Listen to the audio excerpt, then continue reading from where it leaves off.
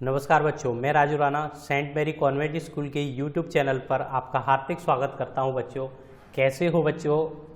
बहुत अच्छे बच्चों, मैं भी बहुत अच्छा हूं बच्चों। तो बच्चों जो अब आज हम आपको पढ़ाने के लिए जा रहे हैं वो थर्ड क्लास का चैप्टर नंबर 3 है बच्चों, प्रशांत की बहादुरी। तो ये एक बच्चों प्रशांत नाम का लड़का है, उसकी एक बहादुरी की कहानी है। इसको बताते हैं बच्चों किस तरीक़ा से उसके घर में डकैत आ जाते थे, उनको वो किस तरीक़ा से पकड़वा देता है, उसके ऊपर डिपेंड है बच्चों। ये पूरी कहानी है प्रशांत की बहादुरी। तो बच्चों इसको स्टार्ट करते हैं बच्चों। यदि बच्चों स्टार्ट करने से पहले मैं आपको बताना चाहूँगा बच्चों, यदि आपने चैप्टर 1 और 2 को नहीं देखा है तो सबसे पहले बच्चों आप हमारे स्कूल के जो Saint Mary convent school Dholpur के नाम से यूट्यूब चैनल है उस पर जाके सबसे पहले थर्ड क्लास की प्लेलिस्ट को देखें बच्चों। वहाँ पर जो 2 वीडियो पहले से डले हुए हैं उन वीडियो को आपको सबसे पहले देखना है बच्चों। उसके बाद बच्चों इस वीडियो को आपको देखना है बच्चों। तो प्रशांत की बहादुरी को स्टार्ट करते हैं बच्चों। कड़ाके की ठंड थी और अंधेरी रात, चारों ओर सन्नाटा था। वातावरण में कोहरा अपना स्थान ग्रहण करता जा रहा था। गांव के किसी कोने से किसी कुत्ते के भौंकने की आवाज़ यदा कदा सुनाई पड़ जाती थी। गहन अंधकार में केवल कालिमा के ही दर्शन होते थे। बिस्तरों में दुबके लोग नींद में बेसुध थे। तो बच्चों कड़ाके की ठंड पड़ रही थी, मतलब ऐसे मान के चलो जनवरी और फरवरी और दिसंबर के महीने की बात होगी लगभग। उस टाइम पे सबसे ज़्यादा ठंड होती है बच्चों, और कोहरा भी बहुत सारा था। और गांव में किसी भी कोने पे कभी कुत्तों के भौंकने की आवाज़ें कदा कदा आ रही थी, कभी कभी आ रही थी। और पूरी चारों तरफ क्या था, अंधकार अंधकार था। और सभी लोग अपनी अपनी रजाइयों में दुबके हुए थे ठंड की वजह से बच्चों। अचानक छत पर किसी के कूदने की आवाज़ आई। आहट पाकर प्रशांत की आंख खुल गई। उसे छत पर किसी के चलने की आवाज़ सुनाई पड़ी। उसने बगल की चारपाई पर लेटे अपने बड़े भाई हर्ष को जगाया। क्या है? आलस भरे स्वर में बोला हर्ष। प्रशांत ने कहा, भैया मुझे लगता है छत पर डाकू हैं। तो अचानक छत पर किसी के कूदने की आवाज़ आती है तो प्रशांत उस आहट से जाग जाता है और वो अपने बड़े भाई को जगाता है जो बगली से सो रहा था। हर्ष बोलता है, मुझे हर्ष ऐसा लग रहा है। हर्ष जागता है तो ऐसे बोलता है, क्या है? क्योंकि उसको नींद ज़्यादा आ रही थी ना, इस वजह से। तो वो बोलता है कि मुझे ऐसा लगता है भैया इस छत पे ऊपर हमारे पे डाकू आ गए हैं। तो हर्ष क्या बोलता है वो बताते हैं। हर्ष क्या? हर्ष के मुंह में शब्द निकला और वह तुरंत उठकर बैठ गया। तब तक प्रशांत ने टॉर्च जला ली और उसने सामने वगड़ी पर रोशनी फेंकी। रात के 2 बजे थे। उन्होंने धीमे स्वर में बात करने की आवाज़ें भी सुनाई दे रही थी। पिताजी सैर गए थे। उसी अवसर का लाभ डाकुओं ने उठाया। दोनों बालक दूसरी मंजिल पर बने कमरे में सोए थे।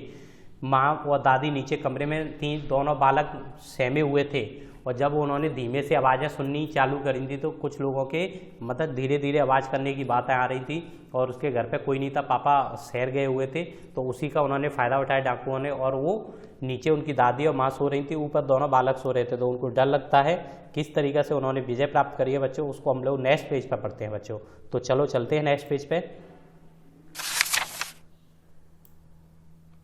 है ना। सीढ़ियों से उतरते ही डाकुओं के पैर पर उन्हें अपने सीने पर चलते अनुभव हो रहे थे। किसी ने उनके कमरे का बाहर से कुंडा बंद कर दिया। अब वे नीचे की मंजिल की ओर उतरने लगे।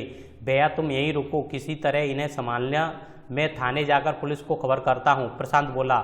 उसने खूंटी पर टंगी पिताजी की धोती की आपस में गांठ लगाई। चुपके से छज्जे वाले दरवाज़ा खोला और छाती धोती की छोर छज्जे से रेलिंग से बांधकर वह नीचे गली में उतर गया।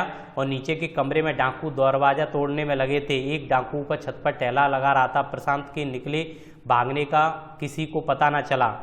लगभग 2 किलोमीटर की दूरी पर पुलिस स्टेशन था। प्रशांत बेतहाशा दौड़ता जा रहा था। थोड़ी ही देर में प्रशांत पहुंच गया और उसका सांस फूल रहा था। तो प्रशांत कहाँ पर पहुंच गया था? हॉस्पिटल, पुलिस स्टेशन पहुंच गया। और पुलिस स्टेशन उसके घर से प्रशांत से लगभग 2 किलोमीटर था। वो दौड़ता दौड़ता उस पुलिस स्टेशन पहुंच गया। सांस फूल रही थी। कौन है, क्या बात है?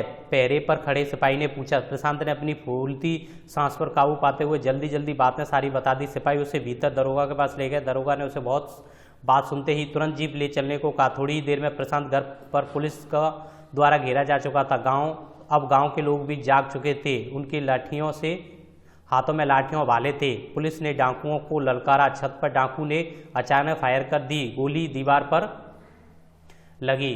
और जो बच्चों इस तरीक़ा से वो जो प्रशांत था वो अपने पापा की धोती का सहारा लेकर उसका जो रेलिंग थी, रेलिंग के सहारे से बनते हुए निकल के गली में कूद गया और कूद के वो फटाफट पुलिस स्टेशन पहुंचा। पुलिस स्टेशन में उसने जो थानेदार था, वहाँ का जो इंचार्ज था, उसको सारी चीज़ों को सच्चाई बताई, तो वो तुरंत उसको जीप लेकर वहाँ से पुलिस को लेकर वहाँ पर आ जाते हैं और उसके प्रशांत के घर की जो चारों तरफ से उसको घेर लेते हैं। जब तक गाँव वाले भी जाग जाते हैं बच्चों, और जागने के बाद फिर डाकुओं ऊपर होता है, उसने गोली की फायर करता है, और गोली कहाँ पर लगती है, उसकी दीवार पर लगती है बच्चों।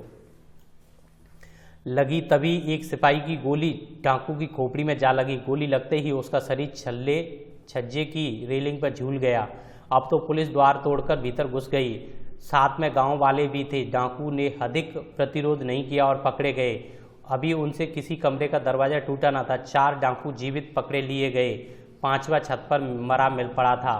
पुलिस और गांव वालों ने प्रशांत के साहस की जी भर कर प्रशंसा की। अगले दिन पिताजी शहर से लौटकर आए।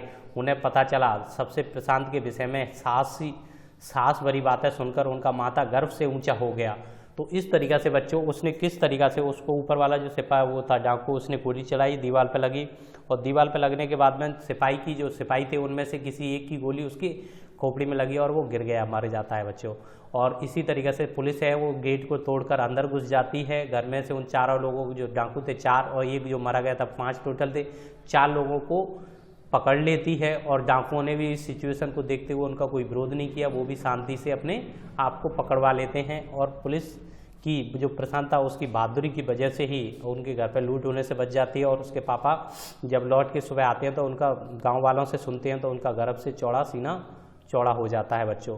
तो बच्चों ये जो चैप्टर हमने पढ़ाया था वो 3rd क्लास का चैप्टर नंबर 3 था बच्चों, ठीक है। तो अभी इसके क्वेश्चन आंसरों पे आते हैं। प्रशांत की आंख कैसे खुली थी? जो छत पे आहट हुई थी उसको सुनकर प्रशांत की आंखें खुल गई थी बच्चों। जो छत पर आहट हुई थी उसकी बातों को सुन के या उनकी आवाज़ को सुनकर उसकी आंखें खुल गई थी। प्रशांत को कैसे मालूम हुआ कि डाकू आए हैं? क्योंकि रात के समय में उसने सुना होगा कहीं पर कि रात को 2 बजे, 2:30 बजे, 3 बजे की समथिंग ही है जो समय है वो चोरी करने के लिए होता है, तो डाकुओं के लिए होता है। प्रशांत गली में किस प्रकार आया? पापा की धोती को रेलिंग से बांध के वो गली में आ गया था, है ना, छज्जे के जरिए से। डाकू किस प्रकार पकड़े गए? तो सिपाहियों ने पूरे घर को घेर लिया था और गेट को तोड़ के जब पुलिस अंदर घर में घुसी और गांव वालों के साथ में, तो डाकू पकड़े गए थे बच्चों। तो बच्चों ये 4 क्वेश्चन थे वो मैंने आपको करा दिए हैं बच्चों। तो बच्चों नेक्स्ट क्वेश्चन के लिए हम लोग पेज चेंज करते हैं।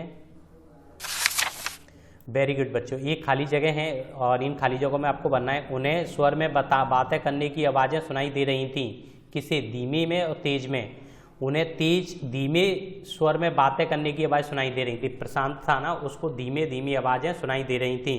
पिताजी गए हुए थे, शहर गए हुए थे बच्चों। वो पिताजी थे उसके कहाँ गए थे? शहर गए थे। नीचे के कमरों में डाकू तोड़ने में लगे थे। खिड़कियाँ दरवाजा तोड़ने में लगे हुए थे बच्चों। और मुख्य द्वार तोड़कर भीतर घुस गए थे। सिपाही या पुलिस मुख्य द्वार तोड़कर भीतर घुस गई थी बच्चों। हर्ष ने, ये खाली जगह है, नहीं tick the correct, right wrong वाले हैं। हर्ष ने प्रशांत से कहा डाकू आ गए हैं, राइट रॉन्ग? हाँ राइट है। पिताजी ने डाकुओं को ललकारा, रॉन्ग। यदि प्रशांत आलस से करता तो डाकू ने लूट ले जाते, राइट। प्रशांत के साहस और डाकुओं की योजना सफल कर दी थी, बिल्कुल राइट बात है बच्चों। तो बच्चों अब ये खाली जगह वाले हैं, इनको देखते हैं।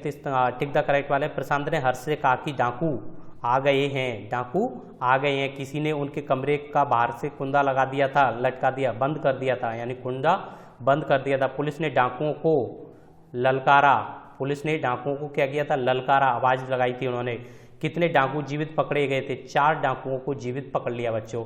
तो बच्चों ये जो चैप्टर कराया था वो 3rd क्लास का चैप्टर नंबर 3 था। इसके क्वेश्चन आंसर भी आपको बच्चों करा दिए हैं, इसकी व्याख्या भी करा दी है बच्चों। यदि आपको बच्चों इस चैनल के पहले से वीडियो है जो चैप्टर 1 और 2 के वीडियो उनको भी आपको देखना है तो बच्चों प्लेलिस्ट में जाना है आपको। और बच्चों हाँ, इस चैनल को सब्सक्राइब करना नहीं भूलना है और बेल आइकन को भी प्रेस करना है बच्चों, जिससे आगे के नोटिफिकेशन वीडियो का मिलते रहेंगे आपको और वीडियो भी मिलते रहेंगे बच्चों। तो बच्चों इस वीडियो को ज़्यादा से ज़्यादा लाइक करना है और शेयर करना है बच्चों। तो बच्चों इस कोरोना काल पर घर पर रहना है, सुरक्षित रहना है बच्चों। Thank you.